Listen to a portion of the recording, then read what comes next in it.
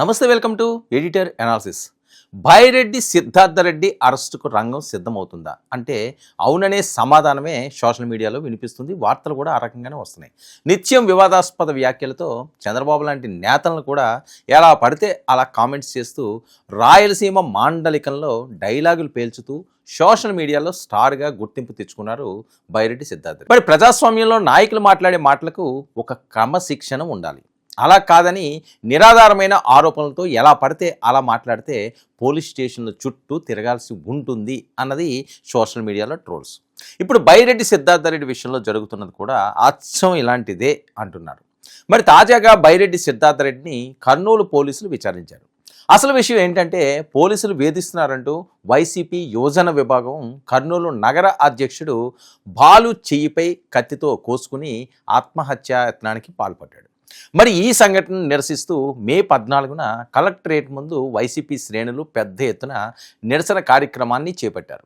మరి ఈ సందర్భంగా రాష్ట్ర మంత్రి టీజీ భరత్ ఓ ఫార్మా కంపెనీ నుంచి 45 కోట్లు దన్నుకున్నాడని బైరెడ్డి సిద్ధార్థరెడ్డి ఆరోపణలు చేశారు. దీంతో మంత్రి భరత్ ఫిర్యాదు మేరకు కర్నూలు 3వ పట్టణ పోలీసులు సిద్ధార్థరెడ్డిపై క్రిమినల్ పరువు నష్టం దావా కేసు నమోదు చేశారు. మరి ఈ విషయమై విచారించేందుకు పోలీసులు సిద్ధార్థరెడ్డిని పోలీస్ స్టేషన్కు పిలిపించి 41 సిఆర్పిసి నోటీస్ ఇచ్చి మంత్రిపై చేసిన ఆరోపణలకు తగిన ఆధారాలు చూపాలని కోరారు. దీంతో సిద్ధార్థరెడ్డి ఆధారాలు చూపించలేకపోయారు. అయితే పోలీస్ స్టేషన్ బయటకు వచ్చాక మీడియాతో మాట్లాడుతూ పవన్ కళ్యాణ్పై, లోకేష్పై, అలాగే టీజీ భరత్పై కామెంట్స్ చేసి వెళ్ళిపోయారు. మరి నిజానికి బైరెడ్డి సిద్ధార్థరెడ్డి పేరు వినగానే చాలామందికి గుర్తు వచ్చేది ఆయన అగ్రెసివ్ రాజకీయ శైలి. కొన్ని సందర్భాల్లో ఆ అగ్రెసివ్నెస్ శృతి మించిపోతుందని కామెంట్స్ కూడా గట్టిగానే వినిపిస్తాయి. నందికొట్కూరు రాజకీయాల్లో బైరెడ్డి సిద్ధార్థరెడ్డి ఎదుగుదల చాలా వేగంగా జరిగింది. అగ్రెసివ్ డైలాగుల వలన సోషల్ మీడియాలో బాగా హైలైట్ కూడా అయ్యాడు. మరి బలమైన ఫాలోయింగ్ సంపాదించుకోవడంతో అప్పటి ముఖ్యమంత్రి వైఎస్ జగన్మోహన్ రెడ్డి ఆయనకు ప్రాధాన్యత ఇచ్చారు. 2021లో సిద్ధార్థరెడ్డిని శాప్ చైర్మన్గా నియమించడం జరిగింది. ఇక ఆడదాం ఆంధ్ర వ్యవహారం గురించి మాట్లాడితే ఇది రాజకీయంగా భారీ చర్చకు దారితీసిన అంశం. గత వైసీపీ ప్రభుత్వ హయాంలో నిర్వహించిన ఆడదాం ఆంధ్ర కార్యక్రమానికి సంబంధించిన నిధుల వినియోగం, టెండర్లు, నిర్వహణ ఖర్చులు, పరిపాలనా నిర్ణయాలపై కూటమి ప్రభుత్వం విచారణ చేస్తుంది. అయితే ఈ వ్యవహారంలో బైరెడ్డి సిద్ధార్థరెడ్డి పేరు కూడా వెలుగులోకి వచ్చింది. దాదాపు 47 రోజుల పాటు నిర్వహించిన ఆడదాం ఆంధ్ర క్రీడల పేరుతో భారీ ఎత్తున నిధులు దుర్వినియోగం అయినట్లు విజిలెన్స్ అండ్ ఎన్ఫోర్స్మెంట్ విభాగం ఇప్పటికే గుర్తించిందని టాకు. మరి ఈ కార్యక్రమం కోసం సుమారు 125 కోట్ల వరకు ఖర్చు చేయగా అందులో దాదాపు 40 కోట్ల నుంచి 60 కోట్ల మేర అవకతవకలు జరిగినట్లు ప్రాథమిక సమాచారం. దీనిపై విజిలెన్స్ అధికారులు సుదీర్ఘ విచారణ జరిపి వేల పేజీల నివేదికను సిద్ధం చేశారు.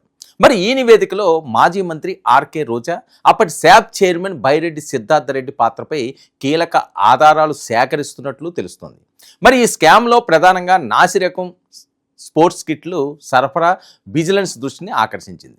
బ్రాండెడ్ కంపెనీల స్టిక్కర్లను వాడి అత్యంత నాణ్యత లేని బ్యాట్లు, బంతులు, టీషర్ట్లు సరఫరా చేసినట్లు అధికారులు నిర్ధారించారన్నది టాక్. మరి పంపిణీ చేయాల్సిన కిట్లను పక్కదారి పట్టించడం, ప్రైజ్ మనీని విజేతలకు అందకుండా అడ్డుకోవడం వంటి అంశాల్లో భారీ అక్రమాలు జరిగినట్లు విచారణలో తేలిందని తెలుస్తుంది. మరి కొన్ని జిల్లాల్లో కలెక్టర్లు నిబంధనలకు విరుద్ధంగా అదనపు నిధులు కేటాయించినట్లు కూడా విజిలెన్స్ విభాగం నిగ్గు తేల్చిందట. మరి ఈ వ్యవహారంలో ప్రజాధనం ఏ విధంగా పక్కదారి పట్టిందో గణాంకాలతో సహా నివేదికలో పొందుపరిచారు. కేవలం ఆర్థికపరమైన అవినీతి మాత్రమే కాకుండా క్రీడల స్ఫూర్తిని దెబ్బతీస్తూ వైసీపీ కార్యకర్తలనే విజేతలుగా ఎంపిక చేసినట్లు విజిలెన్స్ అధికారులు సంచలన విషయాలను బయటపెట్టారు. మరి అర్హులైన క్రీడాకారులకు అన్యాయం చేసి కేవలం రాజకీయ లబ్ధి కోసము ఈ వ్యవహారం వాడుకున్నారని విచారణలో వెల్లడైంది. మరి కూటమి ప్రభుత్వం అధికారంలోకి రాకముందే కొందరు అధికారులు కంప్యూటర్లోని సమాచారాన్ని డిలీట్ చేయడానికి ప్రయత్నించారని, అయినప్పటికీ అధికారులు రికార్డులను వెలికితీసి అవినీతి భాగోతాన్ని బయటపెట్టారని సమాచారం. మరి ప్రస్తుతం ఈ విజిలెన్స్ నివేదిక ప్రభుత్వం వద్ద ఉంది. దీని ఆధారంగా మాజీ మంత్రి రోజా, బైరెడ్డి సిద్ధార్థరెడ్డిలకు చట్టపరమైన చర్యలు తీసుకునేందుకు కూటమి ప్రభుత్వం సిద్ధమవుతుంది. మరి త్వరలోనే ఈ కేసును ఏసీబీ లేదా సిఐడికి అప్పగించే అవకాశం ఉందని ప్రభుత్వ వర్గాలు చెబుతున్నాయి. ఒకవేళ విజిలెన్స్ సమర్పించిన ఆధారాలు పక్కాగా ఉంటే ఈ కేసులో అరెస్టులు తప్పవనే చర్చ రాజకీయ వర్గాల్లో జోరందుకుంది. మరి 10,000 పేజీలకు పైగా ఉన్న ఈ సుదీర్ఘ నివేదికలో ప్రతి రూపాయి లెక్కను అధికారులు పొందుపరిచారు. త్వరలోనే రోజా, బైరెడ్డి, సిద్ధార్థరెడ్డి ఆడదాం ఆంధ్ర కేసులో ఓచలో లెక్క పెట్టడం ఖాయం అని కూటమి వర్గాలు విరుచుకుపడుతున్నాయి. మరి చూడాలి మరి ఏం జరుగుతుందో. చాలా రోజులు పెట్టి వస్తున్న అంశం. నిజంగా తప్పు చేస్తే ఎవరిని కూడా క్షమించవలసిన అవసరం లేదు. కానీ నిజంగా తప్పు చెయ్యకపోతే, తప్పు జరగకపోతే కక్ష సాధింపు చర్యలతో ఏ ఒక్క వ్యక్తిని అరెస్టులు చేసినా అది మళ్ళీ కూటమికి రివర్స్ అవుతుందని ఆలోచించుకోవాలి. మరి నిజంగా రోజా, బైరెడ్డి ఈ అక్రమాల్లో ఉన్నారా? అక్రమాలు జరిగినా కోట్ల రూపాయలు కొట్టేసియా లేదా? నిగ్గు తేల్చాల్సిన అవసరం ఉంది. చూద్దాం మరి ఏం జరుగుతుందో. ఇది ఈనాటి editor analysis. Stay tuned to 9 news.